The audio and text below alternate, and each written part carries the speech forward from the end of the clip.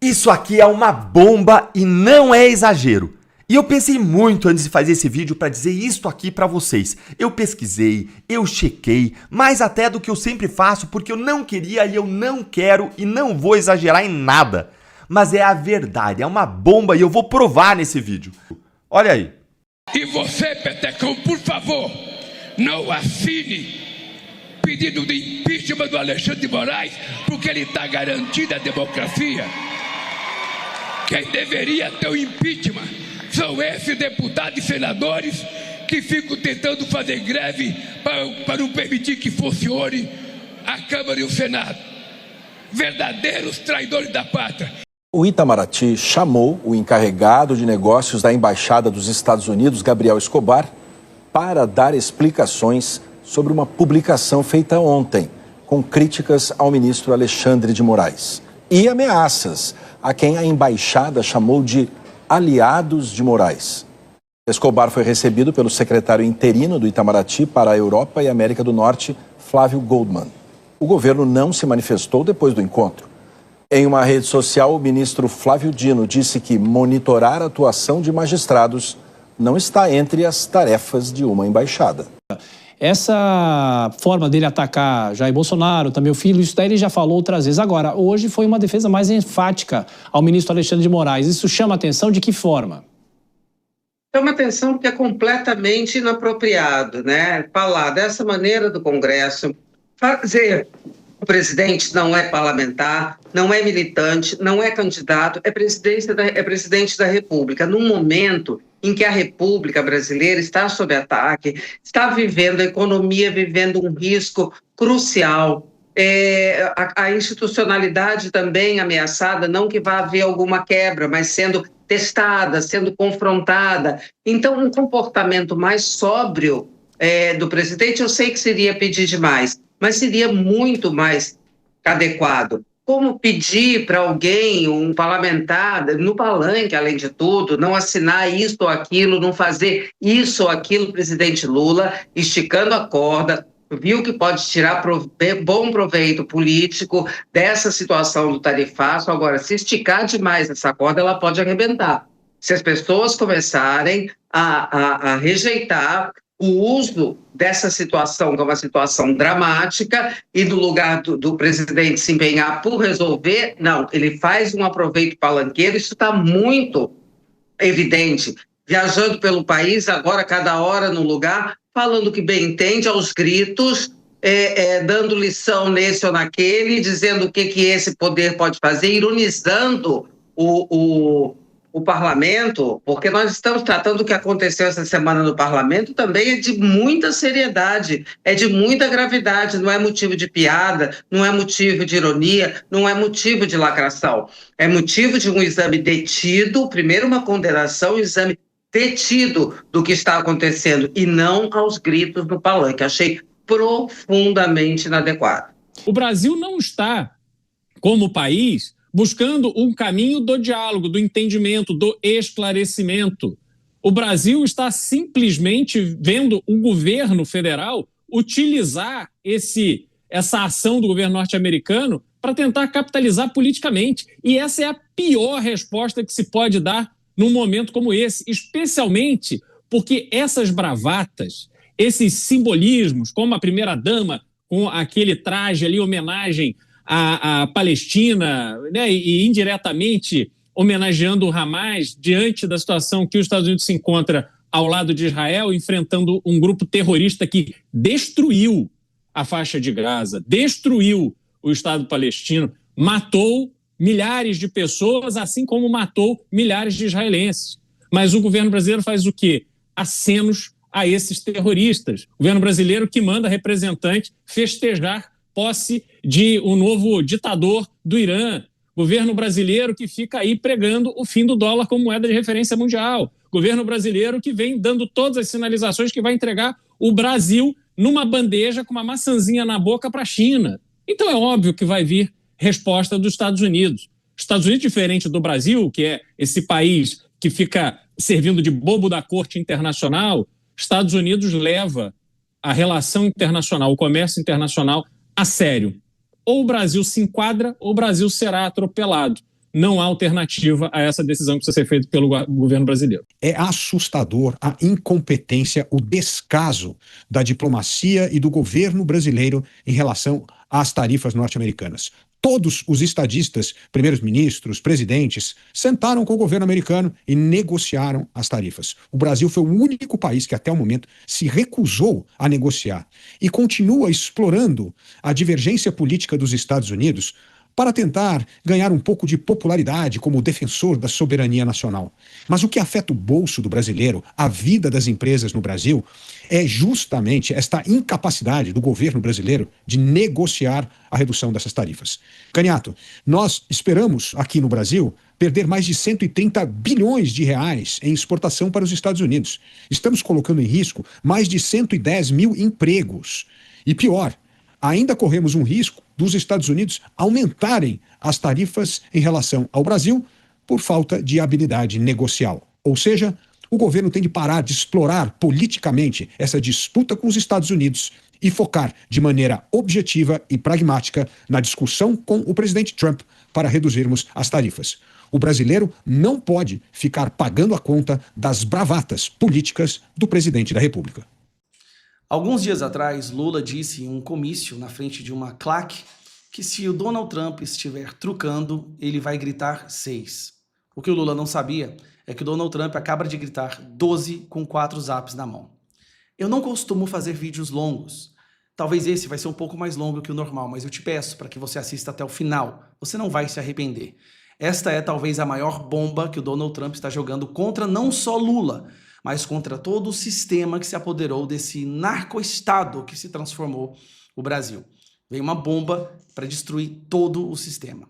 Mas antes, eu preciso contextualizar o porquê que o Trump acabou de fazer é uma bomba para o sistema brasileiro. Vamos ver isso aqui, ó. O PT tinha diálogo com nós cabuloso, preso do PCC grampeado. Ao longo da história, ficou inquestionável a aproximação do PT, da esquerda e de facções criminosas do narcotráfico. O PCC sendo uma das principais dela. O PT, o PCC e a morte de Daniel. Segundo Marcos Valério, a aproximação do partido com a organização criminosa começou nos anos 2000. Marcos Valério relata a relação do PT com o PCC. Aí vai, Moraes determina censura a reportagem sobre o suposto elogio de Marcola a Lula. Marcola, o chefe do PCC. E por que eu estou mostrando tudo isso? Por exemplo, visita da dama do tráfico no governo, do Comando Vermelho, o PT indo em áreas completamente dominadas pelo PCC e pelo Comando Vermelho, sem polícia nenhuma. Flávio Dino também entrando em área do Comando Vermelho. Visita do Lula à favela do Moinho, articulado com ONG ligada ao PCC. Por quê? Que de repente se tornou importante a aproximação do PCC, do PT e do sistema. O PCC hoje não é apenas aquele grupo de pessoas com fuzil na mão em áreas dominadas pelo narcotráfico. O PCC hoje tem advogado, tem procurador, tem deputado federal, deputados estaduais, vereadores, prefeitos, ministros e até mesmo figuras da mais alta cúpula do judiciário brasileiro. O PCC hoje domina o Estado do Brasil. Qual é a relevância disso? Vamos lá. Agora eu trago para vocês isso aqui, ó. Brasil diz aos Estados Unidos não classificar PCC e Comando Vermelho como organizações terroristas. Os Estados Unidos veio aqui para avisar o governo brasileiro que eles estariam, a partir daquele momento, considerando o PCC e o Comando Vermelho como grupos terroristas. Eles passam a ser considerados como grupos terroristas. Qual é a relevância disso? Isso foi uma notícia, você deve ter visto, saiu em toda a imprensa. E aí o governo saiu em defesa do PCC e do Comando Vermelho. Lula mandou emissários falar com o governo americano, implorando para que eles não passassem a considerar o PCC e o Comando Vermelho como grupos terroristas. Por quê? Não é só porque eles são amigos do PCC e do Comando Vermelho. A partir do momento em que o governo americano começa a considerar o PCC e o Comando Vermelho como grupo terroristas, o Donald Trump tem às suas mãos uma artilharia muito mais pesada contra o estamento brasileiro. Falando até mesmo do Pentágono. Então, vou pegar isso aqui para você. O governo de Israel acusa a PCC de usar banco digital e criptomoedas para financiar terrorismo. Depois disso, saiu um relatório do Mossad no Israel mostrando como que o PCC hoje usa fintechs para lavar dinheiro e financiar Hezbollah, Hamas, Houthis, Israel Islâmica, Jihad Islâmica, que são os principais 4 grupos terroristas do mundo hoje. Agora, sai uma notícia que eu quero mostrar para vocês. Essa aqui acabou de sair no The New York Times. Eu vou ler traduzindo para vocês, tá? O presidente Trump assinou uma diretiva secreta no Pentágono para começar a usar a força militar contra certos cartéis de grupo da América Latina, que a sua administração considerou como organizações terroristas de acordo com pessoas próximas ao assunto. A decisão de trazer o exército, o militar americano, para dentro da luta é o passo mais agressivo até agora numa campanha escalada dessa administração contra os cartéis. É um sinal de que o Donald Trump continua com muita vontade de usar as forças militares para executar o que primariamente pode ser considerado como o enforçamento da lei, né? Responsabilidade para curvar o fluxo de fentanil e outras drogas ilegais. A ordem provê a base oficial para ações militares diretas no mar e em território estrangeiro contra cartéis. Oficiais militares dos Estados Unidos, do exército americano, né, das Forças Armadas, começaram a desenhar opções para como o exército, como o militar, as Forças Armadas poderão ir atrás dos grupos. Pessoas familiares com as conversas disseram, falando na condição de anonimato, falando na condição de anonimato, cadê o trem? Para discutir essas deliberações sensíveis. Vou te explicar agora.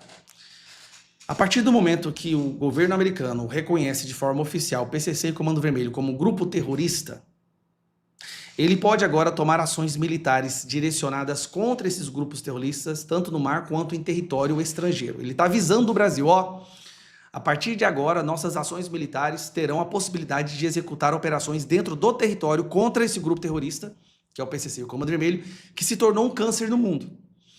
Nós tivemos recentemente o presidente da Argentina dizendo que o PCC já está invadindo a Argentina, o PCC já está na Europa e o PCC já tem ramificações dentro dos Estados Unidos. O Comando Vermelho, o PCC, esses grupos amigos do governo que financiam políticos da esquerda, agora se tornaram alvos do exército americano. Só para você entender a gravidade disso, sabe esses ataques cirúrgicos que acontecem em países do Oriente Médio que financiam e protegem grupos terroristas, como no Líbano, no Irã recentemente, com aquelas bombas, na Síria, esses lugares que apoiam, protegem, escondem grupos terroristas, esses governos, eles agora terão que aguentar, eles aguentam os Estados Unidos fazendo invasão e ataques diretos, mísseis teleguiados em quartéis generais, em áreas que são de controle desses grupos terroristas. Preste atenção, né, no que isso significa, só para você entender por que esse vídeo é mais longo. Essa ordem que o Donald Trump assinou, que agora ele reconhece os grupos, as facções criminosas da América Latina, como o PCC e o Comando Vermelho, como grupos terroristas, dá a ele agora a prerrogativa de mandar ações militares, mísseis teleguiados de precisão cirúrgica, contra agentes do PCC e do Comando Vermelho. Olha, presta atenção nisso. Ele vai agora em cima justamente da base da esquerda, que nós todos sabemos, a esquerda é financiada pelo narcotráfico, né? O Marcola faz declaração de apoio ao Lula, o PCC diz que tem diálogo com a Lula, e tudo isso que eu acabei de mostrar para vocês, né? Tudo isso que eu acabei de mostrar para vocês aqui, ó. Não precisa de falar mais. Como que vai fazer? Gente, o PCC tem advogado, tem juízes, tem promotores, procuradores, tem deputados federais, tem senadores. O PCC domina o Brasil e agora o PCC arrumou uma briga gigantesca. Donald Trump acabou de gritar 12 e apresentar 4 zaps na mesa. Não tem como. Eu sinceramente, esta notícia hoje é a notícia que está aterrorizando a esquerda brasileira. Eles vão perder o seu principal base de sustentação, que é o narcotráfico, que são as facções criminosas. O que esse pessoal vai fazer agora?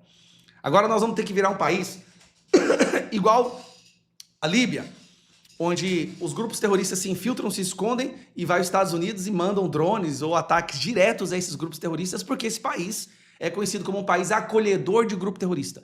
O Brasil, o governo brasileiro, passa a ser considerado um governo acolhedor de grupos terroristas. Olha a gravidade disso, gente. Cara, esse povo foi arrumar briga com alguém que vocês não estão entendendo, que não arruma briga com Donald Trump. E te digo mais, quem vai ficar morrendo de medo agora, e muito provavelmente o tráfico vai diminuir, esse pessoal vai debandar, a esquerda vai enfraquecer antes mesmo da primeira ação ser executada. Há excesso na proibição de acampamentos próximos ao Supremo Tribunal Federal? Olá, Juliana. Olá, doutor Zé Eduardo. Saudações à nossa audiência. Bom, vamos ao que diz a letra da lei. Artigo 5º, inciso 16 da Constituição Federal. Todos podem reunir-se pacificamente, sem armas, em locais abertos ao público, independentemente de autorização. Parágrafo imaginário. Exceto se o ministro Alexandre de Moraes não quiser protestos perto do seu ambiente de trabalho. Vejam, a lei brasileira é muito clara, mas, como sempre nos ensina aqui o doutor Zé Eduardo, todo direito é relativo. Nem toda manifestação política está proibida. Basta ler o noticiário. Manchete do site Poder 360. Lula e autoridades vão à Praça dos Três Poderes em ato do 8 de janeiro. E reparem bem, entre as autoridades presentes estava, justamente, o doutor Alexandre de Moraes. Isso comprova, sem a menor sombra de dúvida, que o ministro não é autoritário, como dizem por aí. Ele é apenas seletivo. Certas manifestações ele releva, outras não. Certas matérias ele permite, outras não. Certas opiniões ele tolera, outras não. E por que isso? Porque está na Constituição, pessoal. Artigo 220, parágrafo 2º. É vedada toda e qualquer censura de natureza política e ideológica, exceto a censura imposta por Alexandre de Moraes. Está escrito. É como essa última notícia agora, né? Uma coisa é um advogado de renome que já defendeu grandes corruptos e, portanto, é íntimo da corte, circular pelas dependências do Supremo vestindo bermudas. Isso é normal. Outra coisa completamente diferente é um militar condecorado, presumidamente inocente, achar que pode usar o seu uniforme das Forças Armadas durante um interrogatório. Só falta cantar o hino e rezar o Pai Nosso. Não tem cabimento. Então, as pessoas reclamam muito de supostos excessos, de penas excessivas. Olha aqui esse editorial do Estadão. Isso não é justiça. Moraes condena uma cidadã que nem sequer deveria ter sido julgada pelo STF a 14 anos de prisão por causa de uma pichação com batom num flagrante exagero que desmoraliza o judiciário. Exagero essa matéria.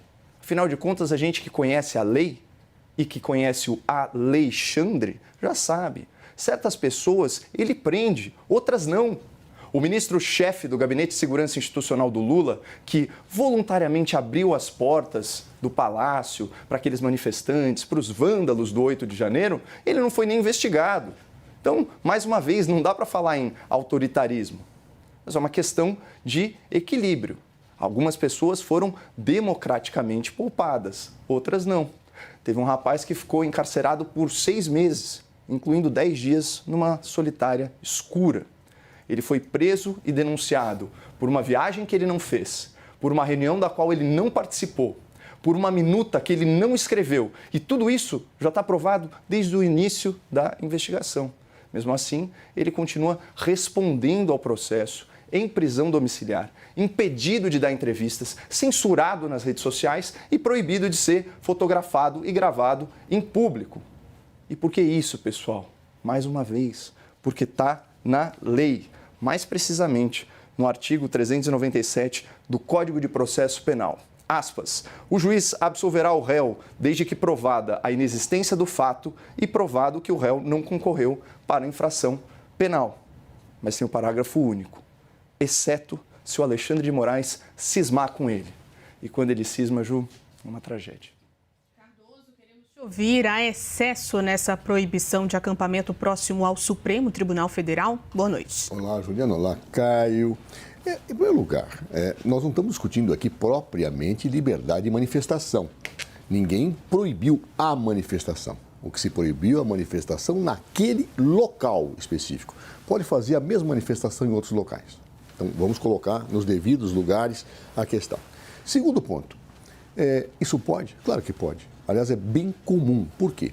Embora a Constituição diga que eu tenho liberdade para fazer manifestações onde efetivamente eu o deseje, desde que sejam locais públicos, sempre se interpretou isso dentro da ideia de que direito tem limites, como lembrou o Caio. Ou seja, eu posso, por exemplo, fazer uma manifestação no entorno de um hospital, de maneira a impedir que ambulâncias entrem? Não, a polícia pode simplesmente dizer, não, aqui não. Aqui você não pode fazer. Claro, porque está comprometendo outros interesses, outros valores que são igualmente importantes. Ou seja, os direitos que estão consagrados na Constituição não devem se contrapor a outros direitos. Então, eu tenho que proporcionalmente estabelecer um limite. Aqui você não pode fazer essa manifestação, mas em outro lugar você pode. Tem sido muito comum ao longo dos tempos, e portanto não há nenhuma novidade nisso, você proibir certas manifestações em certos locais.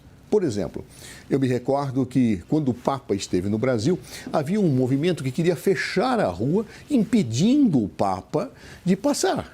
Era uma manifestação, era não queremos Copa, era um monte de coisa. Mas eu não poderia ter isto. Então a tropa de choque ficou de prontidão, não foi necessário ter nenhum outro tipo de medida, porque o movimento conseguiu ser convencido a desviar, mas seria necessário tirar as pessoas dali, porque não poderiam fazer aquela manifestação lá, obstruindo ou colocando em risco as autoridades que estavam presentes no ato. Ou seja, na Praça dos Três Poderes é possível manifestações? Sim, sempre foi feito manifestações, até que exista risco. Me lembro, por exemplo, que em 2013 houve uma grande depredação na Praça dos Três Poderes. Tinha 1 milhão de pessoas. O Itamaraty foi quebrado, o Congresso Nacional foi quebrado e, a partir daí, surgiu todo um conjunto de análises de inteligência em relação ao que mais se faria lá. Então, o que se decidiu em conjunto, o governo do Distrito Federal, o governo federal, nós não vamos permitir, nessas manifestações, o acesso à Praça dos Três Poderes. Faça em outros lugares, porque eu não poderia colocar em risco as instituições. Bem, o que nós temos no caso da decisão do ministro Alexandre de Moraes? Nós tivemos os acontecimentos do dia 8 de janeiro, nós vimos o que aconteceu. As redes sociais foram detectadas em grande ebulição ou provocação para que fatos como aqueles pudessem eventualmente se repetir em acampamentos e, prudentemente, fazendo o que já foi feito em inúmeras outras oportunidades, o ministro Alexandre de Moraes decidiu, ou não, aqui não, querem acampar em outro lugar, querem se manifestar em outro lugar, aqui não, ou nestes lugares não pode. Isto é absolutamente corriqueiro, comum, e não há nenhuma ofensa à Constituição, porque se efetivamente, e parece que era, havia uma intenção de coagir, pressionar a livre decisão do Supremo Tribunal Federal em relação aos processos do dia 8 de janeiro, ou em relação aos processos que visavam efetivamente implementar um regime ditatorial no Brasil, evidentemente é um direito que está posto. Eu não posso ter liberdade de manifestação em locais que eu atinjo outros valores. Ah, mas poderia ser feita uma outra manifestação ali, por exemplo, para o Dia das Mães? Claro. Isso não traz em risco as instituições. Isso não coloca a risco as instituições democráticas, não coage nenhum ministro. Então, não se trata propriamente de uma seletividade daquilo que eu quero faz, o que eu não quero não faz. Se trata de uma análise de segurança pública e de análise de risco que é feito pelos órgãos de inteligência policial. Por certo, a inteligência policial, que tem o dever de efetivamente informar as autoridades, detectou o movimento nas redes, viu a presença daquela situação e o risco potencial de se repetir de 8 de janeiro. O que eu tenho que fazer? Não. Porque é engraçado, porque quando se fala de 8 de janeiro, uma das questões que levantava, Juliana, era efetivamente, mas por que então deixaram entrar na Praça dos Três Poderes? Lembram-se disso? Só que agora parece que esse argumento não vale mais. Quando tentou-se utilizar isso contra o governo federal, quando era o governo do Distrito Federal que deveria tomar esta atitude. Trazer um outro ponto aqui, Caio. No Congresso, a oposição quer prioridade, já pressiona para o andamento da PEC que limita decisões monocráticas de ministros da Suprema Corte. Essa decisão que gerou polêmica, essa decisão de Alexandre de Moraes, acaba fortalecendo ou não o argumento dos parlamentares perante a opinião pública?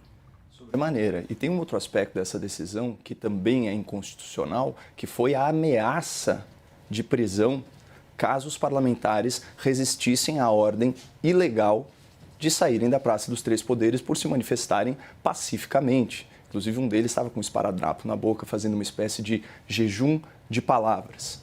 O ponto é o seguinte, isso fere de morte artigo 53, parágrafo 2º da Constituição, que garante imunidade parlamentar a esses deputados. Então, há uma dupla inconstitucionalidade na medida. Eu queria também pontuar que, como o G. Dias, o ministro-chefe do GSI, à época, aquele que abriu as portas para os manifestantes e vândalos, chegou até a servir água, para quem ocupou aí o prédio público, ele foi ouvido. E ele disse que havia centenas de homens de prontidão que não foram alocados para conter essa situação. Esse é o primeiro ponto. O segundo diz respeito à inteligência instantânea, que tão logo foi montado o acampamento, já removeu os parlamentares. E a gente sempre olha com certa reserva, depois que a Folha de São Paulo publicou matéria dizendo que o ministro relator escolhia os alvos e depois, por meio de assessores, buscava as provas ou a fumaça de provas ou forjava provas para tentar incriminá-los. Isso daí é de domínio público. Então a gente sempre vê isso com um certo grão de sal. Outra coisa, as pessoas envolvidas não têm absolutamente nada a ver com o 8 de janeiro. Quem tinha a ver com o 8 de janeiro já está investigado, já está censurado, preso injustamente, alguns deles, muitos deles, inclusive. Então, eu não acho que caiba esse tipo de argumentação aqui. E, finalmente, eu deixo vocês com a opinião do presidente da República, o Lula da Silva. Em 2023, ele removeu as grades ali da Praça dos Três Poderes e ele alegou o seguinte, aspas, se eu quisesse cercar o povo, não permitir que ele faça protesto, não tem sentido a democracia. Significa que quem faz coisa errada tem medo. Fecha aspas. Então essa é a visão do senhor Lula da Silva para aquelas pessoas que impedem aí a livre manifestação, a manifestação pacífica. E agora, até pegando emprestado um argumento do ministro Luiz Fux, doutor Zé Eduardo, não há que se falar em coação a juízes, porque o Supremo Tribunal, nas suas próprias palavras, opera de forma absolutamente independente. E não vai ser uma manifestação na porta do tribunal que vai coagir um juiz de direito a atuar ou deixar de atuar de uma determinada forma.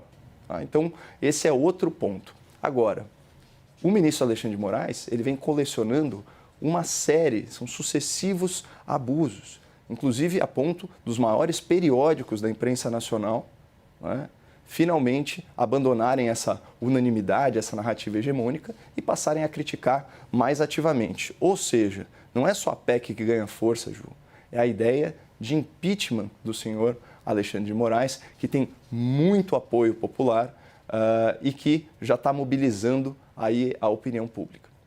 Cardoso, pensando na opinião pública, essa decisão sobre o acampamento fortalece ou não o argumento da oposição contra decisões monocráticas de ministros, e o Caio trouxe agora a questão de impeachment também. Veja, eu acho que a primeira coisa que nós temos que ver ali é a Constituição com cuidado. De fato, a imunidade parlamentar está lá colocada, mas há uma ressalva expressa no dispositivo que afirma a imunidade parlamentar. Ele não pode ser preso, salvo prisão em flagrante delito. Se eu tenho uma ordem judicial e eu descumpro, isso chama flagrante delito. Então, por isso que não houve uma ameaça de Alexandre de Moraes além daquilo. É o que a Constituição diz, basta ler a Constituição. E eu convido os nossos telespectadores e telespectadoras a lerem o dispositivo mencionado pelo Caio, que lá se autoriza a prisão de parlamentares em flagrante delito. É texto da Constituição. Leiam, por favor. Segundo ponto que eu quero frisar, esse tipo de medida é absolutamente comum. Me vem à memória algo. Jair Bolsonaro, temendo manifestações, ele não permitia o acesso nas vias que levam ao Palácio da Alvorada. Aqueles que foram a Brasília naquela época vão se lembrar que foram colocadas verdadeiras barreiras. E você não podia adentrar a 2 quilômetros da via que leva ao Palácio da Alvorada. Ele podia fazer isso? Podia. Porque ele tinha análise, ao que se informava, que tinha receios de que o palácio fosse atacado. Ora, qual a diferença da decisão de Alexandre de Moraes e a de Bolsonaro? Bolsonaro dirá, não, façam as manifestações em outros lugares, não na frente do Palácio da Alvorada. Alexandre disse a mesma coisa, ou seja, são coisas que muitas vezes, do ponto de vista retórico, se quer dar uma potencialidade que não existe na prática dos fatos historicamente consolidada. E um outro aspecto, 8 de janeiro está sendo colocado hoje nos processos que estão sendo submetidos a julgamento do Supremo? Sim, estão. Basta ler, com cuidado, a denúncia da Procuradoria-Geral da República. A Procuradoria-Geral da República fala que, efetivamente, a tentativa de abolição do Estado de Direito começa muito antes do 8 de janeiro e termina no 8 de janeiro de uma forma não bem sucedida. Ou seja, nós temos então uma situação em que, obviamente, isto está sendo discutido sim no processo de Jair Bolsonaro, está sendo discutido sim no processo daqueles que compartilham a dimensão de serem corréus com o ex-presidente da República. E por isso, então, diante desta tentativa de pressionar, de coagir o Poder Judiciário, é que nós temos a decisão tomada pelo ministro Alexandre de Moraes, que, repito, não é nenhuma novidade no direito brasileiro, não é algo que nunca se tenha antes visto na história desse país. Claro, em tempos de tranquilidade, você pode ter situações mais tranquilas. Agora, quando eu tenho situações de perigo, eu tenho que tomar medidas. Eu posso fazer, por exemplo, manifestações perto de uma usina nuclear? Não, eu tenho que guardar um certo espaço. É assim que as coisas se colocam. Eu me lembro, por exemplo, na Copa do Mundo, nós tivemos que criar perímetros em que as pessoas não poderiam efetivamente fazer manifestações para proteger as próprias pessoas que iam aos estádios. Isso era erro? Não, não é erro. Então, portanto, este argumento, respondendo à pergunta da Juliana, é totalmente, me permita a expressão, estapafúrdio, não tem guarida na Constituição, não tem guarida na vida administrativa e não tem guarida na lógica daquilo que é necessário para o exercício do chamado poder de polícia, que, por definição, é o poder que limita a propriedade e limita a liberdade das pessoas. Juliana, 5 segundos, por favor. 5 segundos. Congresso Nacional não poderão ser presos salvo em flagrante de crime inafiançável. Portanto, crimes hediondos, contra a vida, narcoterrorismo e tortura. Tem 5 segundos? 5 segundos. Ora, o que aconteceu no dia 8 de janeiro era plenamente afiançável, a tentativa de golpe era afiançável com tentativa de assassinato escritas. Resistência à prisão não é crime inafiançável. Mas agora sou eu que estou falando. Podemos nos apartear? Se puder apartear, eu o apartearei na próxima. O que eu quero dizer é que resistência à ordem de prisão, ela é sim um delito que pode ensejar prisão se está se planejando um delito que pode ensejar situações daquela como a abolição do Estado de Direito. Parecia óbvio, são situações absolutamente conexas e justificáveis. É só registrar que é com muita tristeza que eu ouvi aqui que protestar contra perseguições judiciais e em nome da democracia se tornou crime inafiançável no Brasil. Mas vamos lá. Quando o eleitor olha para o mundo, certo? Ele vê que os novos tigres asiáticos, portanto, Indonésia, Filipinas, qual outro país que estava também, agora me fugiu a cabeça, mas ele pega também a União Europeia, suas dezenas de países, o caso da Argentina, nosso país vizinho, conseguiu uma negociação muito favorável, o Japão. Então, grandes blocos econômicos que têm sim os seus antagonismos com os Estados Unidos da América, já negociaram as suas tarifas de uma forma favorável. Nós estamos para trás dessa fila.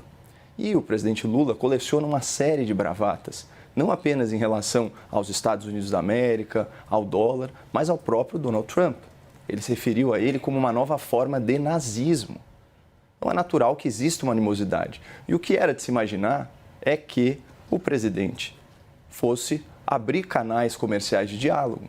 E o que nós percebemos aí com a eclosão dessa crise é que o governo brasileiro não conversava com o nosso segundo maior parceiro comercial. E as pessoas perceberam isso.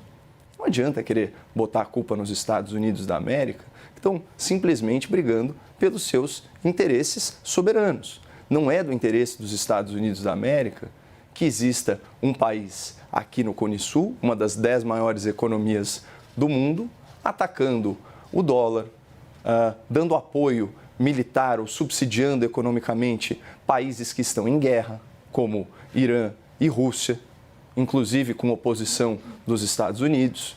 Então, é elementar. Você trata aliados, Ju, como aliados, e você trata adversários como adversários. O Lula quer se colocar como um adversário e ter o privilégio do aliado. As pessoas vão ter muita facilidade de entender isso e colocar a responsabilidade aonde ela pertence. No mesmo momento que a turma da CNN conta que Eduardo Bolsonaro foi chamado para uma reunião.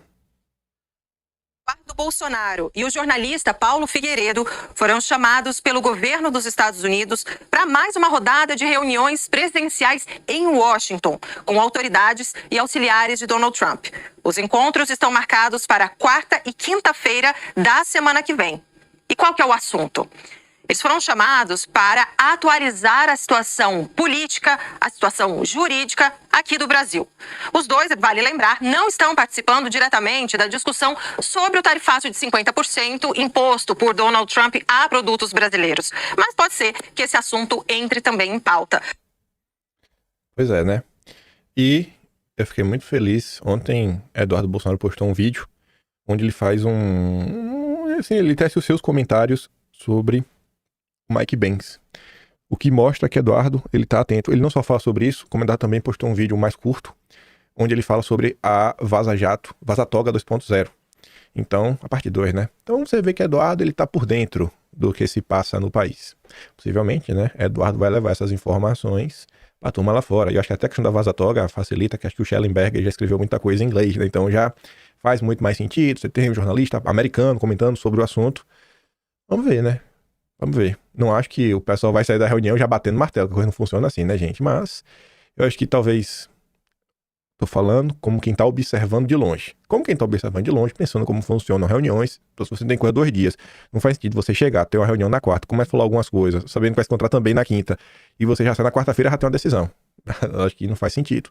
Na quinta, ainda acho improvável. Eu acho que o pessoal deve conversar, deve amadurecer. Normalmente ocorre assim nas empresas. Aí na outra semana, talvez... Quem sabe aí tenhamos uma semana muito movimentada, muito aquecida. Ontem saíram algumas coisas curiosas também que envolvem forças armadas, não brasileiras, mas americanas. A Veja deu destaque dizendo: Trump deu ordem secreta para exército usar força militar contra cartéis na América Latina. E o Trump tá falando do Maduro.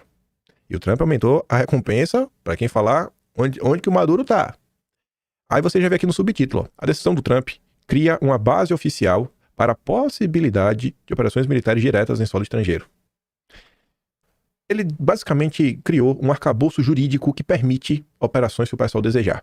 Tá ali, ó. A decisão cria uma base oficial para a possibilidade de operações militares diretas em solo estrangeiro.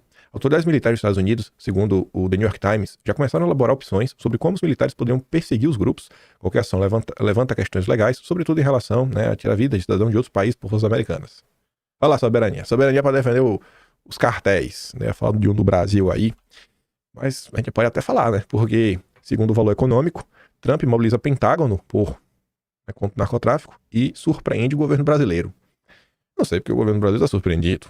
No entanto, no Itamaraty, no Ministério da Defesa, ainda que não se descarte qualquer desfecho, a avaliação é de que, por mais desmedido que Trump esteja, a máquina de conflito americana não vai se deixar mover por seus desvaneios. Bom, falando que o Trump ia vencer, o Trump não venceu. Que o Eduardo não tinha força, o Eduardo tem. Que não ia ter tarifa, teve tarifa. Que não ia ter perda de visto, teve perda de visto. Que não ia ter sanção, teve sanção. Agora eu tô falando, não vai ter nenhuma ação. Pronto. E olhando as últimas previsões e análises do Itamaraty, a grande tendência é que vai ter alguma coisa. Porque o que o Itamaraty fala acontece o contrário.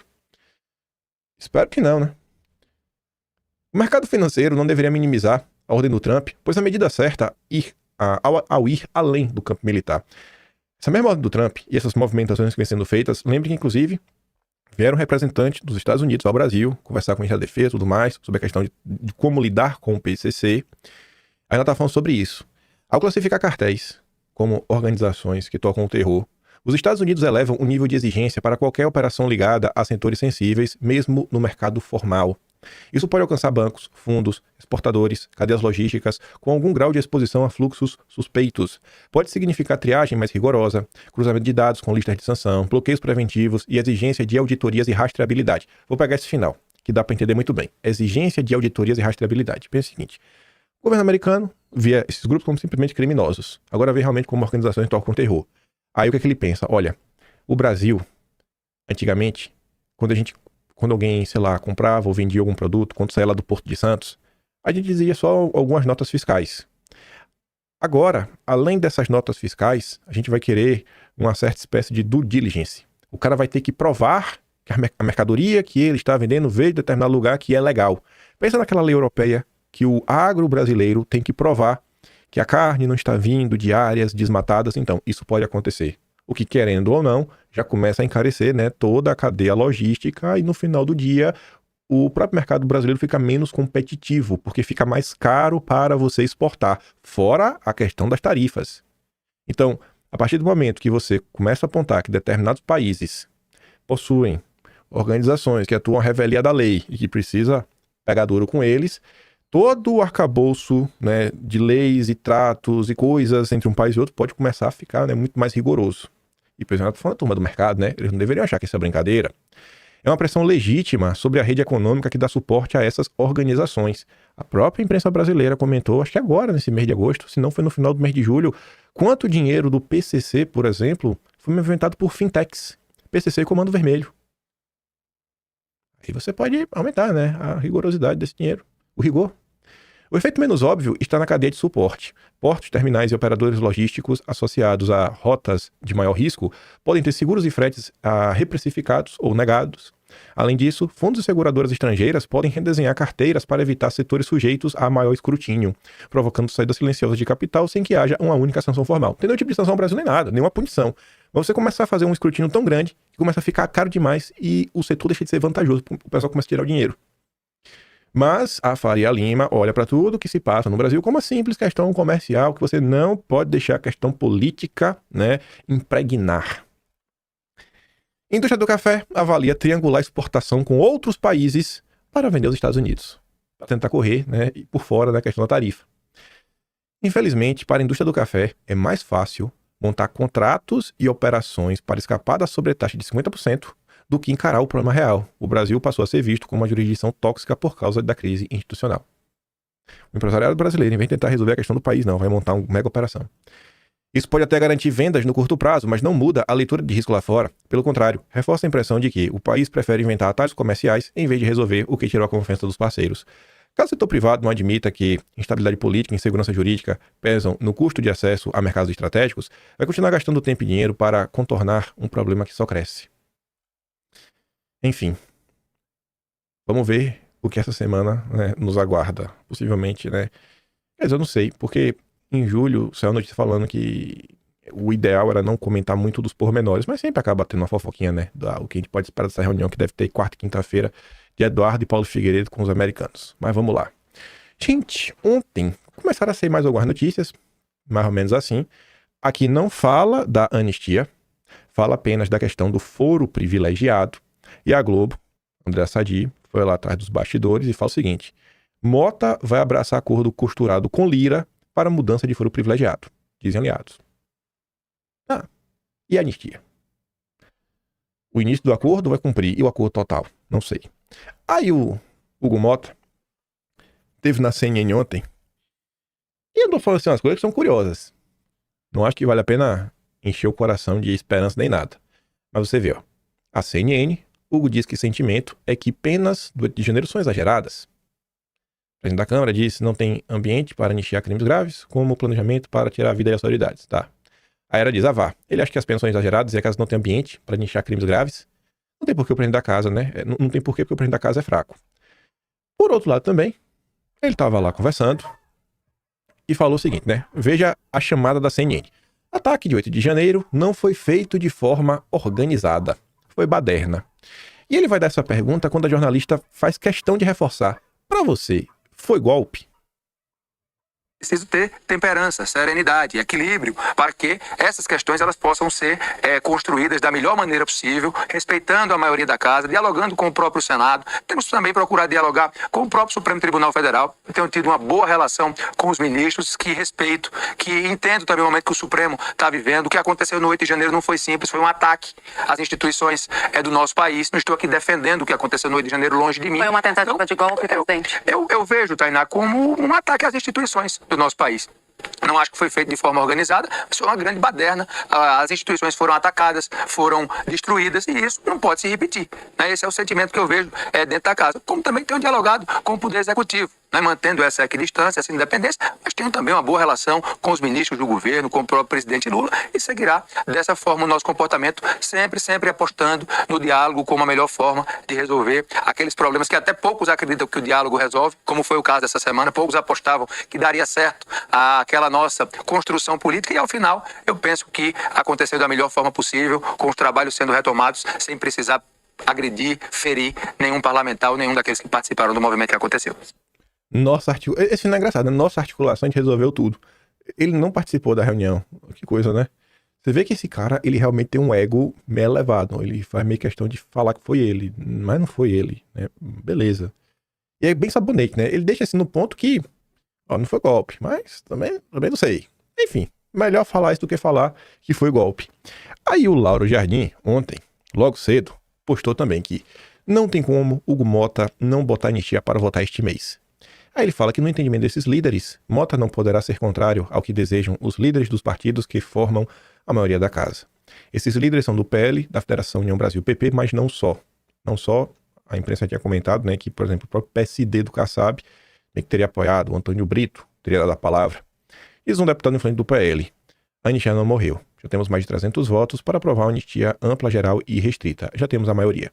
Não tem como Hugo Mota não botar para votar. Temos que observar primeiro a votação do foro privilegiado. Eu não acho que a anistia irá ser pautada antes de realmente a questão do foro privilegiado já estar pautada e sancionada. Porque do lado de lá, né, o judiciário, segundo a imprensa, pretende acelerar. Ai de quem falar de anistia nesse país. E ontem também a Revista Oeste publicou esta nota, que vai na contramão do que tinha dito para o Estadão. Tanto que a revista dá destaque disso, né? O Alcolumbre tinha dito para o Estadão que nem se tiver 81 assinaturas, ele pautaria o impeachment. Aí agora, ele diz que pode analisar. Depois de intensas negociações entre parlamentares, Alcolumbre disse nessa sexta que pode analisar o pedido de impeachment. A declaração ao G1 atenua sua posição anterior totalmente contrária a debater o impeachment. E aí, vai ou não vai? Foro privilegiado, eu acho que vai. Aí passa na Câmara, depois vai ter que ir pro Senado. Vamos ver como é que vai ser no Senado, mas eu também acho que passa. Aí depois vai pra mão do Lula. O Lula tem que meio que sancionar ou vetar. Se o Lula vetar, aí depois tem que ter aquela reunião do Congresso para derrubar os vetos. Eu não tenho muita fé de você ter... vamos voltar aqui o foro privilégio dessa semana e semana que vem já anistia. Eu não boto muita fé nisso, não. Não tenho esse otimismo mesmo. Eu acho que se o foro privilegiado é necessário para tirar a espada da cabeça, do pescoço dos deputados, ele realmente tem que estar aprovado, tem que estar valendo. Isso não vai acontecer em uma semana, né? Ainda que se aprove tudo na segunda-feira, na terça-feira, se vote na terça, o Senado aprove na terça, vai para a mão do Lula, e aí? Quanto tempo vai levar para sancionar? Lula tem 15 dias. Aí se o Lula não sancionar, acho que meio que automaticamente é sancionado. Se o Lula vetar, aí tem que marcar a reunião. Então, não, eu acho difícil. Meu achismo, em 2 semanas, eu acho difícil, mas vamos ver. Ontem saiu uma notícia no Estadão que falava assim, ó, Hugo Mota decide indicar afastamento de 5 deputados por até 6 meses por causa de motim. Tá vendo a palavra, né? Palavra mágica, motim. Segundo o Nicolas, essa notícia era mentirosa. Hugo acaba de me informar que essa matéria não procede. Na verdade, todos os envolvidos, incluindo a petista que me agrediu, vão para a corregedoria para análise da conduta de todos. Que pode ser aquele negócio, né? Manda pra lá, deixa lá na corregedoria, vai empurrando com a barriga, depois finge que não aconteceu. Essa informação do Nicolas é reforçada pela Folha de São Paulo. Mota adia a decisão, manda para a corregedoria denúncias contra bolsonaristas amotinados. Ó, o motim, mais uma vez o motim. Somente após a análise do órgão, o mês irá decidir se sugere o afastamento dos parlamentares. Vamos ver. Vai rolar ou não vai? Não faço a mínima ideia. Sobre essa questão do motim, toda aquela confusão, eu não tinha visto daqui antes. E que maravilhoso. O Igor Gadelha, do Metrópolis, resgatou essa linda imagem, onde você pode ver claramente a Luísa Erundina do PSOL, o Glauber Braga do PSOL, o João Willis do PSOL, segurando cartazes. Dentre eles, esse cartaz aqui. Não sei se vocês conseguem ler, porque ele tá meio distorcido a imagem. Mas eu já falo que tá nele. A mesma esquerda que hoje critica bolsonaristas por ocuparem a mesa diretora da Câmara já recorreu a estratégia semelhante no passado. Em 2017, a deputada Luísa Erundina do PSOL sentou-se na cadeira do então presidente da casa, Rodrigo Maia, durante a votação da reforma trabalhista. E não saiu. Daqui eu tô, daqui eu não saio, daqui eu fico. O Maurício Marcon deu um zoom. Olha qual era a pauta que a turma estava defendendo. Eles não foram privilegiados. Nessa época ninguém chamou de motim. Nessa época que ninguém da imprensa falou de blindagem, quer se blindar. Não. Agora o pessoal, assim, acho que vocês têm, quem tá na direita tem uma opinião muito dura sobre a Suprema Corte Brasileira, mas agora é blindagem, agora é blindagem. O deputado Maurício Marcon disse, na última ocupação feita pela esquerda, foram várias, a deputada Luiz Erundina segurava um cartaz pedindo fim do foro privilegiado, pauta que está prestes a ser votada na casa. Vamos ver como a esquerda vai se posicionar a respeito, já que agora tem no judiciário seu método para governar e achincalhar parlamentares oposicionistas. Sabe a questão do foro privilegiado? A imprensa já está lidando que isso é uma manobra para livrar Bolsonaro. Mas independente disso, a matéria é curiosa. Saiu na Globo ontem. Ala do Supremo vê impacto zero de eventual mudança no foro privilegiado sob caso Bolsonaro. Ala do Supremo. E a Pâmela deu um destaque que eu acho que faz muito sentido. Tô gostando de ver a mudança no editorial. Parabéns. Antes, falaria no geral. Ministros do Supremo. Agora é uma ala, né? Parece que não existe aquela unanimidade que existia antes, né? É o que ficam dando a entender. Ontem eu passei por uns comentários que eu achei bem curiosos. Um foi esse aqui do Danilo Thomas, ele explicando aí o que se passa no Brasil. Na verdade, deixa eu ver, esse aqui acho que faz mais sentido. Bota esse aqui primeiro. A direita conseguiu politizar a questão judicial de um jeito que a esquerda nunca conseguiu. Comparando, Reinaldo Azevedo diz que Lula agiu bem ao buscar a via judicial e se entregar. Não. Uma pessoa jamais deve se submeter a um poder arbitrário. Submeter é legitimar esse poder arbitrário. E aí o Danilo Thomas recebeu 2 comentários. O primeiro perfil deixa bem claro, né? Trabalhistas, até com bandeirinha ali da Palestina. O segundo perfil também tem um perfil mais, sei lá, cirista, brisolista. E ambos enxergam Lula da seguinte forma. A submissão do Lula era parte do acordo para voltar depois. Todos cumpriram sua parte. E outro diz a mesma coisa. Essa submissão garantiu sua soltura posterior. Segue o jogo. E aí, quando você olha por que a esquerda se transformou, aí o Danilo Thomas fala o seguinte. Houvesse boa ciência política no Brasil, estudo sério, realmente entender os fenômenos, se estudaria o arco ideológico da esquerda na Nova República, de força progressista a força reacionária. E o que é que ele quer falar com isso? Aspas. Não tem como ser uma força reacionária. E ele fala, tem sim, como qualquer grupo político. O Danilo Thomas não vai traçar ser reacionário como ser conservador, ser de direita. Tudo depende de como você se comporta frente às circunstâncias. E aqui ele explica. Como uma força política que nasce da oposição à ditadura torna-se ela mesma uma força baseada no recrudescimento de penas, na censura, na perseguição judicial e no fortalecimento do Estado perante o cidadão. É isso que ele está tentando falar. Como que a esquerda saiu de opositora da ditadura para a ditadura? Diante desse fenômeno. Eu acho que está fácil de entender que são seus agentes. Mas tem realmente assim, uma linha do tempo, com os principais pontos, seria algo interessante para ser feito, né? Mas que, obviamente, nenhum dos cientistas políticos brasileiros, as universidades vão fazer, porque todos, né, sentam no colo do Lula. Nosso companheiro da tropa também, Castanhões, fala o seguinte: Monark perdeu a conta por entrevistar o argentino que falava das urnas. Mulher de 25 anos está oficialmente exilada na Europa por chamar a pessoa eleita de homem, uma feminista, inclusive. Bolsonaro se posta em rede social. Quem diz que o Brasil não tem censura é um tremendo canalha. Esse fenômeno não é majoritário, mas as pessoas vêm abrindo os olhos para o que se passa no país. E aí, no âmbito destas confusões, inclusive no Congresso, a gente comentou ontem sobre a matéria, que saiu até no Metrópolis, do Valdemar e todo o seu empenho em sabotar as coisas, em jogar contra. Essa daqui da CNN não vai falar do Valdemar ainda, mas vocês vão entender porque eu já estou falando do Valdemar. Escute isto daqui. Olha, vamos agora com mais uma apuração. O deputado federal Eduardo Bolsonaro disse que avalia sair do Partido Liberal, o PL. Ele não está satisfeito com a legenda e me disse que já deixou a percepção clara ao presidente do partido, Valdemar Costa Neto. Segundo o deputado, a saída pode ser avaliada até o mês de março do ano que vem, quando acontece justamente aquela janela para poder fazer troca de partido. Eduardo Bolsonaro disse que pretende colocar alguns projetos em prática, mas que não tem apoio da legenda.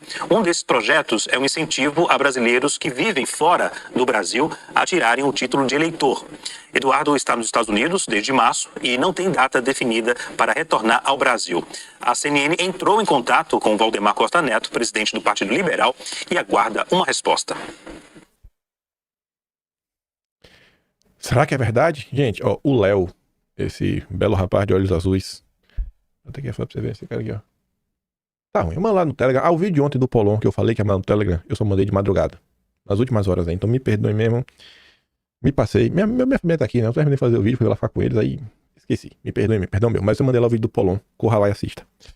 Assim, o Léo é o cara da direita lá na CNN. Tanto que a maior parte do tempo que Bolsonaro conseguiu entrevistas pra CNN é pro Léo, Leonardo Magalhães. Então, eu acho que ele realmente conversou com o Eduardo Bolsonaro. Tanto que, aí vocês vão entender porque eu falei do Valdemar e da questão da notícia do Metrópolis, que a gente comentou no vídeo de ontem.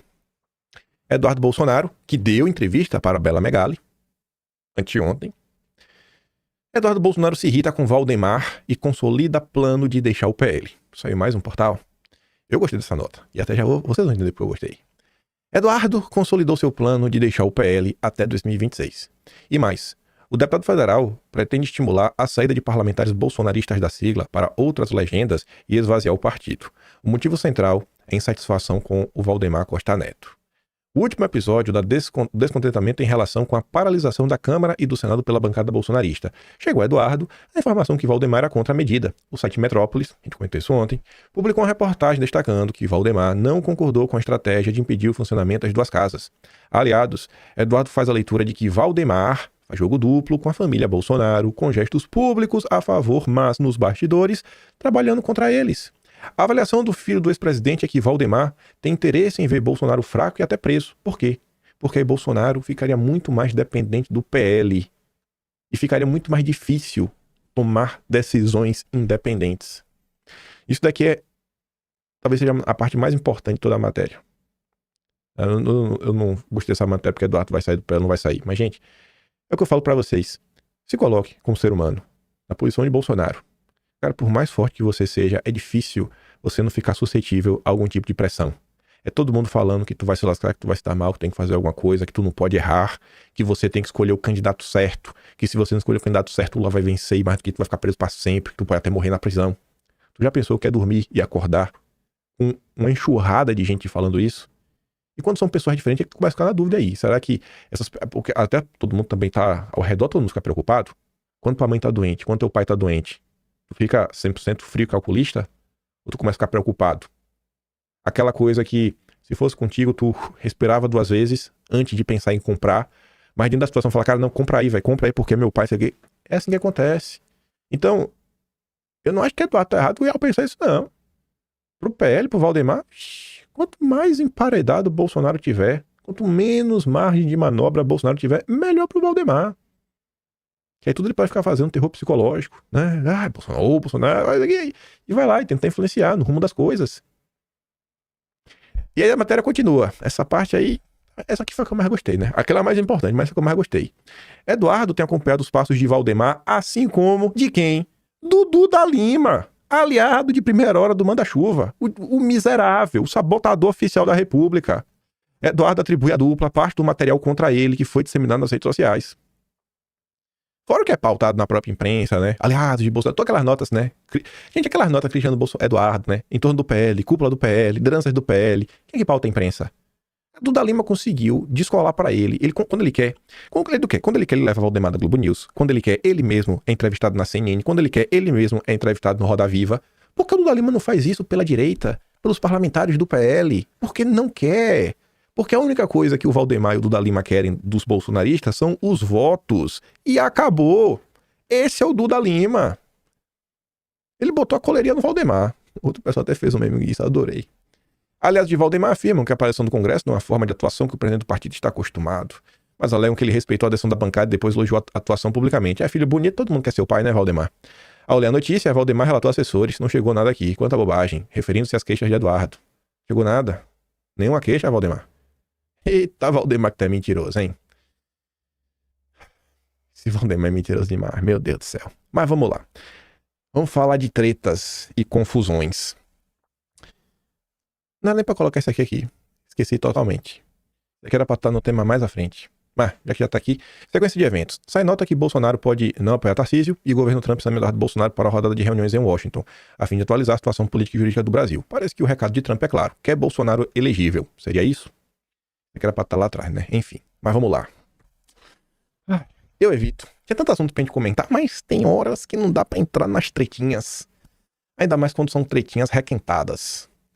O Mão Mole voltou nas últimas horas ao lado da sua companheira Angélica. essa grande dupla dinâmica, que agora estão competindo com a Patrícia Leles para ver quem é que distorce mais a realidade. Lá foram ele resgatar mais uma vez, requentar mais uma vez a história onde eu estaria apoiando Hugo Mota e mais. Agora eles me ameaçam que vão me dar exposit. Mostrar quem me paga, quem está por trás de mim. E cobrando por coisas que eu já fiz, como sempre. Aquele padrão, você não vai falar sobre isso? Né? Dos bandidos que te pagam? Da prisão da Polícia Federal? Eu falei, minha nossa, de novo essa história. Ai, gente, será que dá uma canseira algumas coisas? A turma é de sempre, né? Quem não sabe quem é, o senhor Flávio Azambuja, nome artístico Flávio Morgenstern.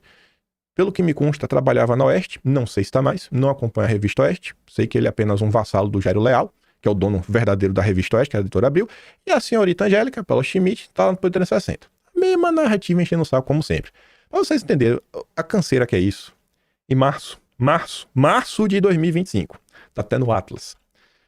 Olha lá, o mesmo cara com o mesmo print. E na época, sendo refutado pelo próprio povo. Deixa eu mostrar isso aqui pra vocês. Vocês vão entender que não é a treta pela treta.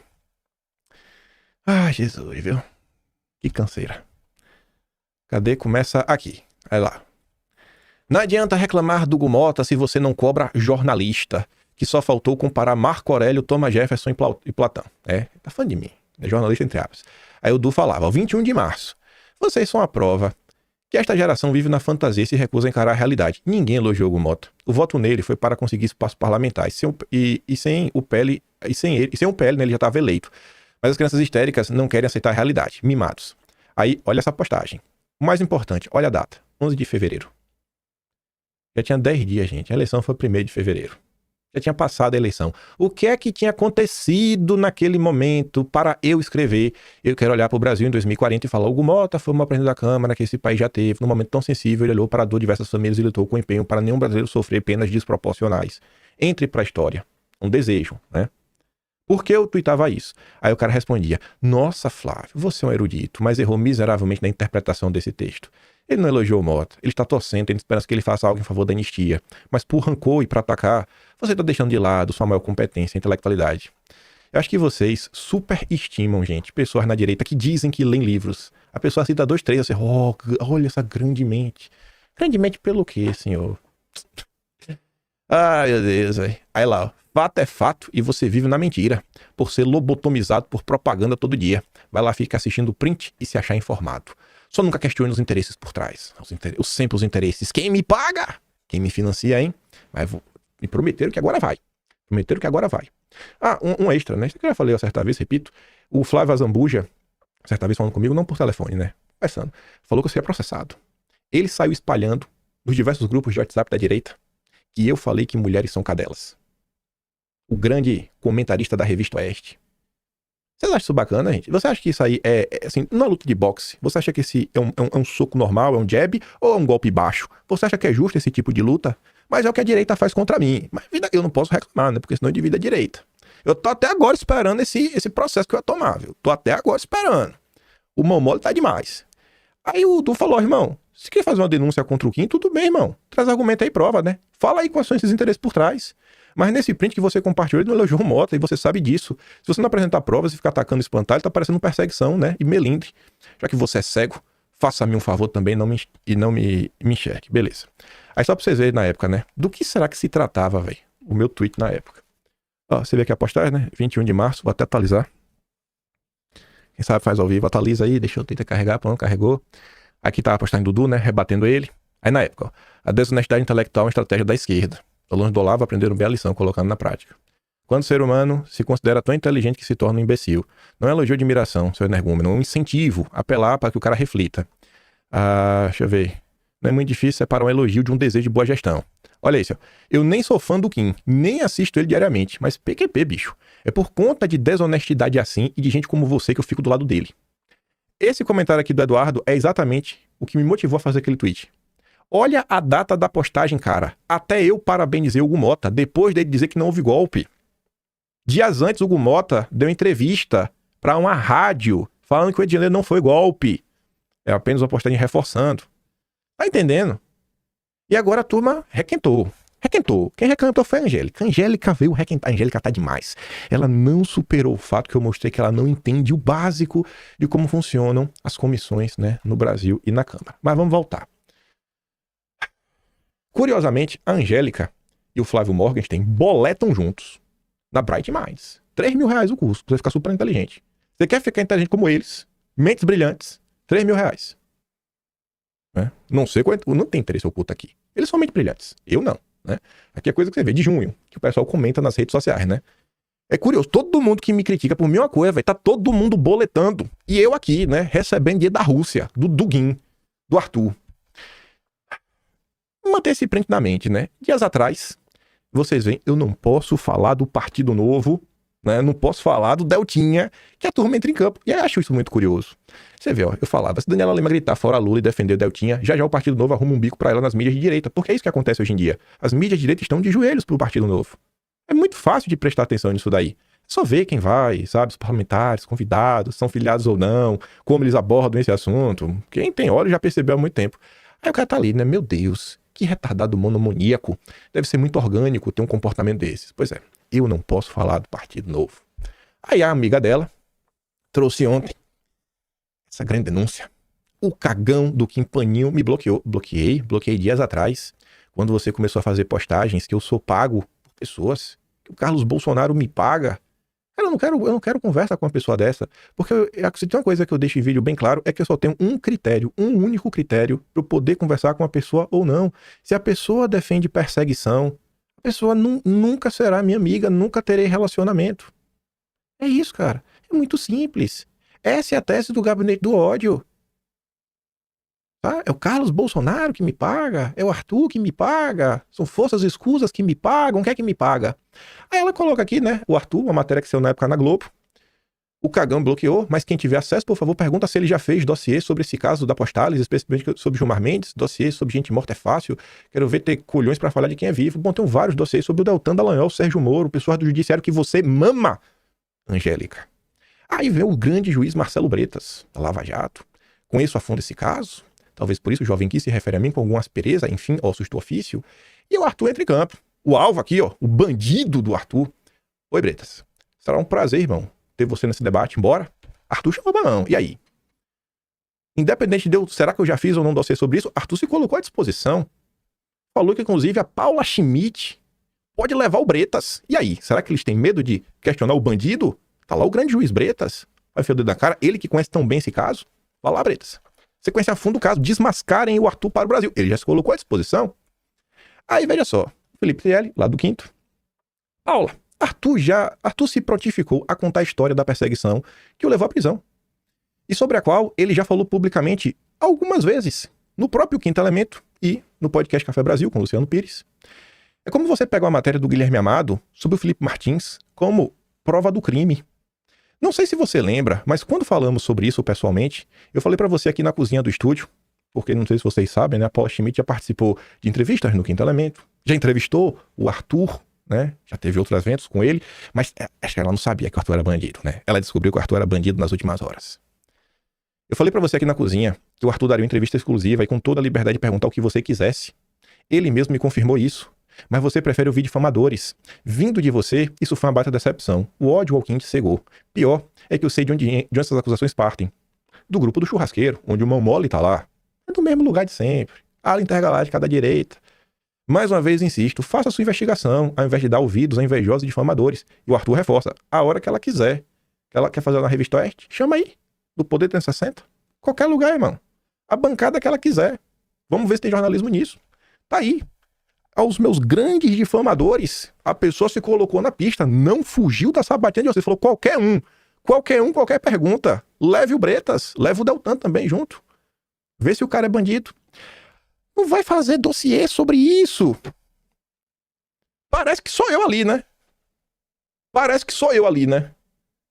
Parece. Tem 2 horas ali de conversa, conversando sobre o tema, e que eu tenho alguma obrigação de fazer? Eu teria a obrigação de fazer isso. Se o Arthur me pagasse, aí eu fazia um dossiê para defendê-lo. Simples assim. Aí o Grilo diz, né? Confesso que, à primeira vista, quando começaram com a exposição do Arthur, fiquei com o pé atrás. Porém, quando soube que no passado ele tinha um projeto em andamento para uma nova bolsa, eu imaginei o que tinha acontecido. E sem conhecer o relato completo desse vídeo, de que passou pela máquina moedora de carne do sistema, que só assisti hoje, sistema financeiro, mídia, política, órgãos regulatórios, judiciário, recomendo que assista um vídeo completo como funciona a parte dessa máquina e por que certos setores precisam ser incomodados para que mudanças profundas aconteçam no Brasil. Estamos num conflito, não é nada bonito. Link completo, colocou lá. Assiste lá, velho. Aí eu fico de cara, porque essas coisas começam na rede social e eu vou deixando. Vou deixando. Essa difamação não começa agora.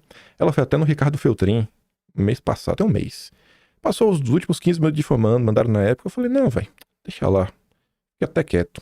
Só que a coisa vai crescendo. Na hora eu perco a paciência. Quando eu perco a paciência, eu tenho que rebater. Aí veio só isso daqui, ó, que também teve no mesmo caminho. E que me deixa relativamente chateado conforme as coisas vão acontecendo. Pera aí. Deixa eu ver. Isso aqui eu nem botei no vídeo. Calma que a gente vai falar do seu Bretas. Né? Que ainda tem mais coisas. Temos que falar do bandido Paulo Figueiredo. Paulo Figueiredo também é um bandido. Tem que ser preso também, Paulo Figueiredo. Mais coisas daqui, ó. Acho que a voz vocês vão reconhecer. Que é a jornalista Paula Schmidt, da revista Oeste. A Paula Schmidt não é do Oeste. Ela é do Poder. Eu X, quando quem passou o sabão sobre a posição do membro do Partido Novo, não posicionaram abertamente contra a prisão de Bolsonaro. Não vi. Eu vi. Eu acompanhei, tô acompanhando de perto o que a Paula cobrou. Ela cobrou o dossiê sobre o Arthur... Qual é o nome dele? Ira? Não. Arthur Machado, que é o dono do Quinto Elemento. Que é... Será que Arthur é o dono do Quinto Elemento mesmo? Primeira pergunta, Alan. O dossiê... Tem aí um bate-papo bem grande que a gente fala de muitas coisas. Vocês entendem? Então, assim, a galera vai mentindo. Não, tô acompanhando de perto. Tá acompanhando de perto mesmo, Alan? Pô, cara. Ai, é duro, viu? Porque isso não é a primeira vez que eu falo desse assunto. E, assim, não é querendo ser arrogante, não. Eu tenho mais de 1.600.000 seguidores no Twitter. Meu canal não é pequeno. Então, assim, tratar as coisas como se fossem coisas tão pequenas, tudo mais, como se ninguém tivesse acesso a mim, nem nada, até pra perguntar no passado diversas vezes.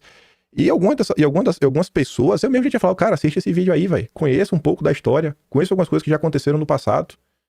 A turma, assim, tem uma coisa, sabe? Sei, mano, o que vocês têm contra mim? Eu não vou baixar a cabeça pro Partido Novo. Eu não quero o dinheiro do Partido Novo. Eu quero o dinheiro do Putin, do Dugin, que é quem me financia. Sou um infiltrado da KGB. Essa aqui, velho. Essa aqui, pelo que me consta, é a Angélica. Ó, Angélica, ó o Arthur aqui do lado. Rapaz, mas que coisa, né? Nessa época aqui o Arthur não era bandido. Talvez era bandido. Ela devia ter ligado pra polícia aqui nesse momento. Tu entende o que acontece nessa direita brasileira? Mas o bandido sou eu. Eu que sou o bandido. Sou o bandido. Mas vamos voltar aqui, ó. E ontem foram várias postagens marcando ela, falando. Sabatine o Arthur.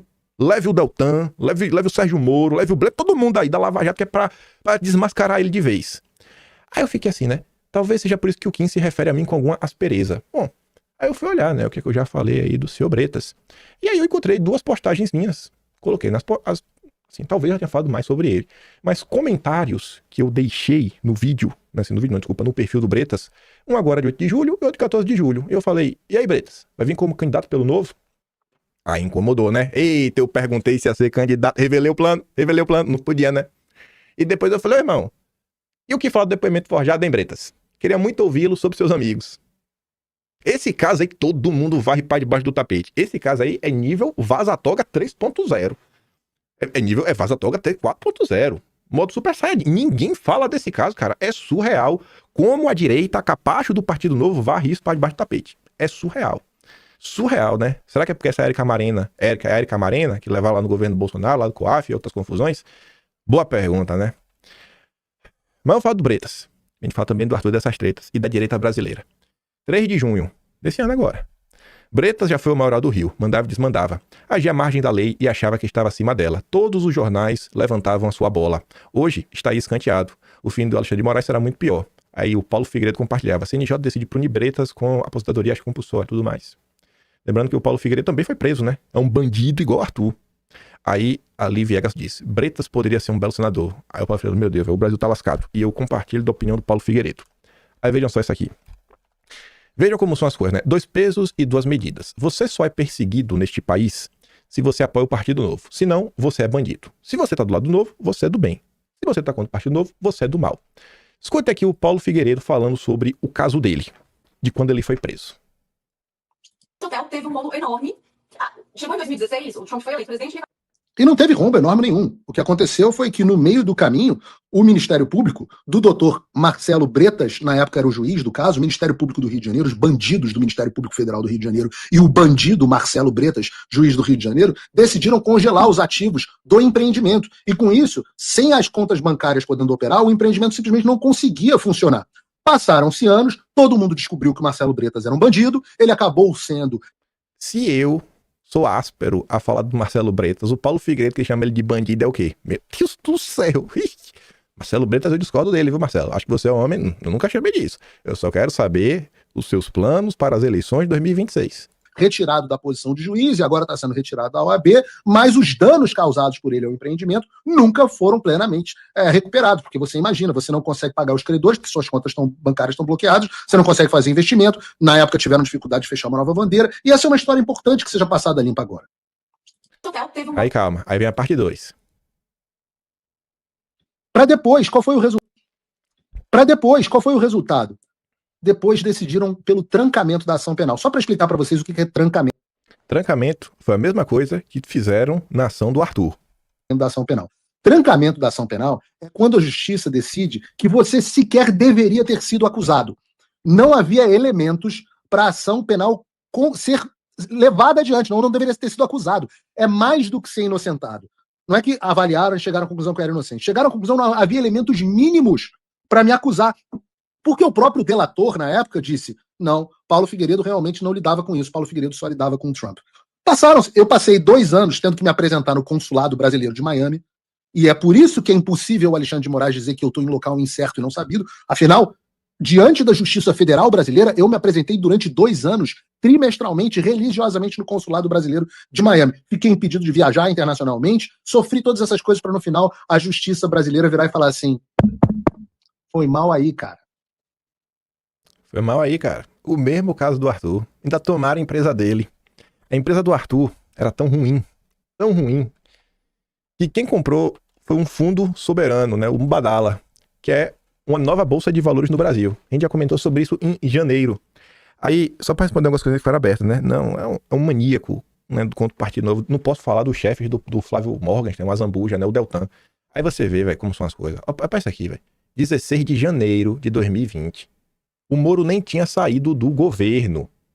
Deltan dossiê Dallagnol, as ligações entre o Novo, MBL Livres, Empresários e o Renova BR. Tu tá entendendo? Sabe? De quando eu tô comentando o assunto? É um negócio que é surreal. Em 2021, o Bolsonaro grava um vídeo falando com o Deltan Dallagnol. Um dossiê que eu fiz na época dele do Moro. Aí na época a Brado Rádio gostava de mim. Na época toda essa turma gostava de mim. Porque na época não tinha necessidade de destruir Bolsonaro. Tava bem óbvio que Bolsonaro seria o candidato à reeleição. Então não adiantava romper com ele. Aí, postagem da época, né? Enfim, quem eram os defensores do Deltan, né? E quem falava mal do Deltan. Na época, inclusive, o Orlando Júlio falava mal do Deltan. A Sareta se referia à milícia tucana, que é convencer você de que apoia a Lava Jato, o combate à corrupção e o Deltan significa necessariamente defender sua indicação para PGR. Até o Silvio Grimaldo estava contra. Aí na época o Silvio Grimaldo também gostava de mim, nesse vídeo. Aí várias postagens do Momole, que em determinado momento me acusou de nunca defender o Felipe Martins. Aí lá foram lá pessoas mostrar que é mentira, né? Até que eu estou esperando o dossiezista falar um A favor de Felipe Martins.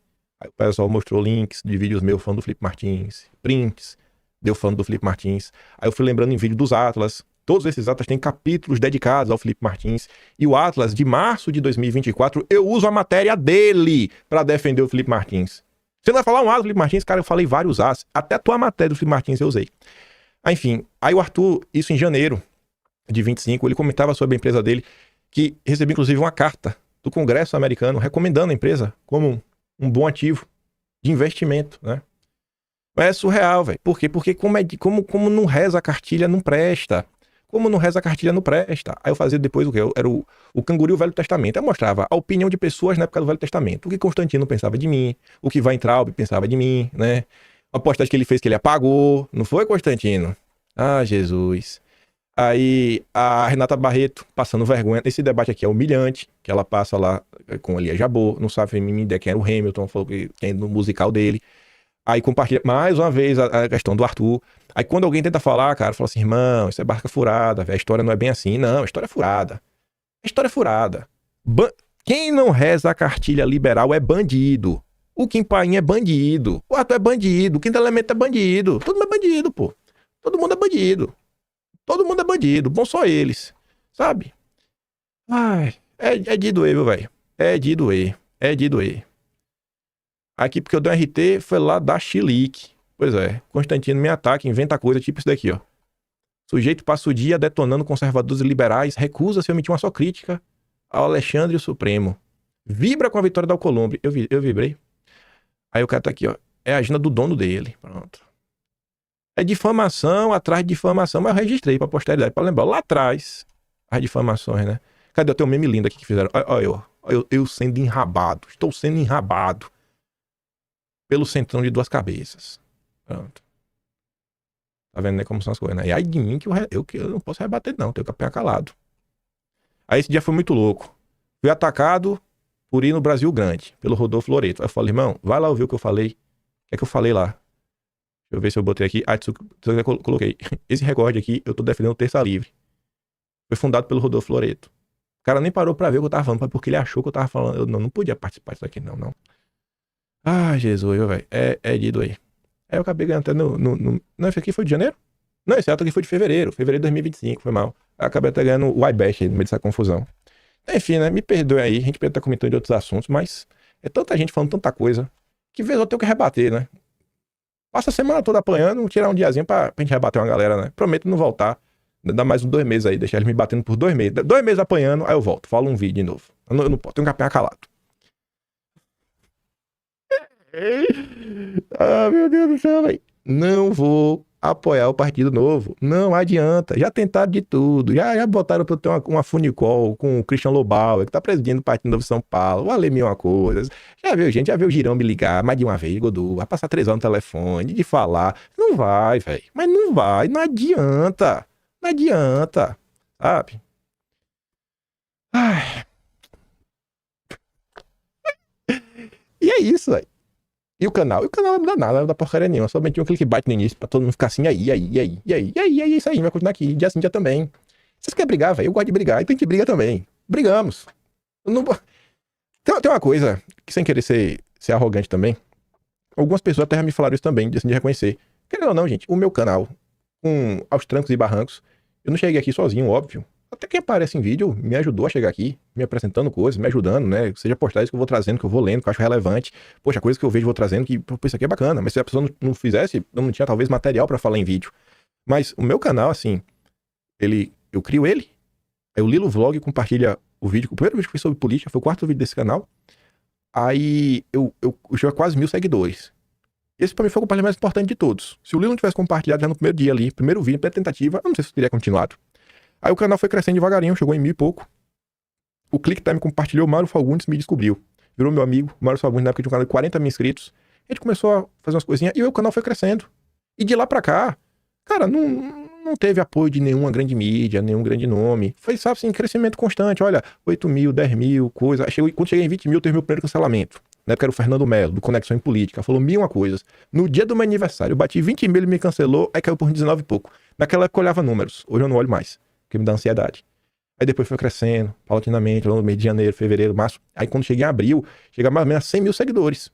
Sem compartilhamento de ninguém, recomendação de ninguém. Aí quando o caso do Moro vem e roda, aí... Não pode falar de ninguém, não. Aí o professor Olavo me descobriu no último... 31 de dezembro de 2019. Não, ele fez uma postagem dia 1º de janeiro de 2020. 1º de janeiro me agradecendo, me dando feliz ano novo. Ganhei. Eu falei, rapaz, esse ano é meu. Esse ano é meu. Já foi. Então, até hoje, eu print salvo, lá no Facebook. Aí foi crescendo, de lá pra cá. Aí o Moro saiu, ganhei vários seguidores. Falando tudo que eu queria falar e não falava, pra não dividir a direita. Aí pulou quase 400 mil, depois foi crescendo, 500, 600. Aí quando tava de 600, aí teve uma vez que foi uma atacada, aí foi uma atacada de uns 100 mil seguidores. Que é aquele vídeo de Bolsonaro de 2021. Não assistam esse vídeo e compartilhem. Pegou mais de 1 milhão de visualizações. É o vídeo acho mais visto, não sei se tem outro, mas eu acho, eu não olho os números mesmo. Talvez seja o vídeo mais visto do canal. Por causa da época. E foi. Você me vê ainda pra algum lugar? Você me vê mais ainda em canal pequeno. Que me chama, eu vou na maior boa vontade. Do que? Conversar com os bambambãs da direita aqui? Pra mim eu tô cagando pra eles também. Assim, eu cheguei aqui, irmão, sem dever nada pra ninguém. Não vou bater continência pra vocês. Não quero fazer parte do clubinho do livro. Lá atrás, não aceitei, nem quis, na verdade, tem interesse lá da livraria do Silvio Grimado. Davi não tem interesse também. Não vou entrar pra patota. Me cancela. Eu vou voltar aqui amanhã. E é isso aí. Não devo satisfação pra nenhum de vocês. Seguirei batendo no Partido Novo. E aí, se você acha que eu sou bandido do mais, vai lá, dá expose, entra com processo e chama lá o Arthur, pô. Chama pra entrevista. O cara já se colocou na mesa. Não, ele não escolhe quem que vai sabatiná-lo. Chama aí. Vocês têm convicção que ele é bandido? Aproveita e chama o Paulo Figueiredo também. Chama logo os dois, bota logo os dois na cadeia de novo. Vou mandar o vídeo. Não sei, tem um vídeo pra mandar hoje? Dos que eu me dei play, acho que nenhum foi muito interessante nem nada. Se tiver, eu vou olhar aqui de novo, mando lá no Telegram. Se gosta do meu trabalhinho, quiser dar um pouco mais, pode se tornar membro do canal, tem um botão de valeu, tem um Patreon na descrição e tem um Atlas Brasileiro. Kimpaim.com.br. O único registro da história do Brasil de janeiro de 2003 pra cá. Ninguém mais fez, né? Ninguém mais fez. Coube ao louco, com a tia do Zap, minha mãe, Gabriela Teixuga e a Mari fazer. Tamo aí. Grande beijo e abraço, tamo juntos. Vejo vocês amanhã. Fui!